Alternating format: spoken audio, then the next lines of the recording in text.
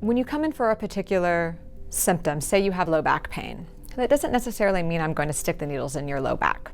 I'm probably not going to stick any needles in your low back.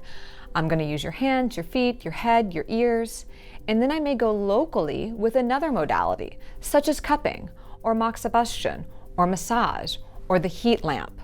That is the theory of acupuncture. We use distal acupuncture points to draw the inflammation out of the area of pain. A lot of acupuncturists, myself included, think that sticking a needle in the site of inflammation and pain is like sticking a stick in a hornet's nest. You don't want to add more congestion to an area of congestion. Instead, we put acupuncture needles in distal locations that help draw the inflammation out of that local area.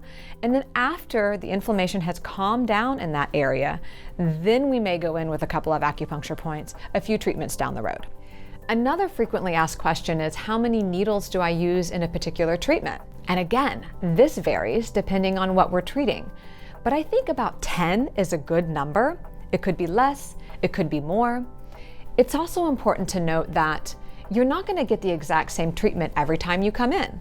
Sometimes you do, but more often than not, the location of the needles, the points that I select are different each time because you come in different each time. Sure, you may be coming in for headaches, but sometimes you're going to show up and you haven't slept well that night, and that's going to affect how you present that day. And I'm going to change what points I choose depending on how you show up in my office that day. These are my acupuncture needles. They're about the size of a human eyelash. They're bendable and flexible. They're solid, unlike hypodermic needles you get blood drawn with.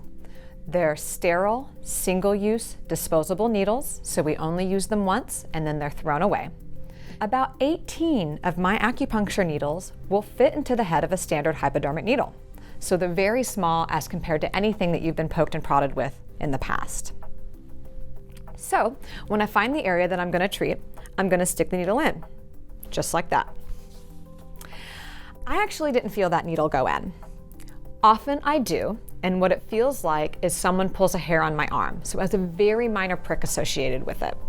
Sometimes it feels like pressure, sometimes it feels like nothing at all, and sometimes it'll have a slight sting associated with it.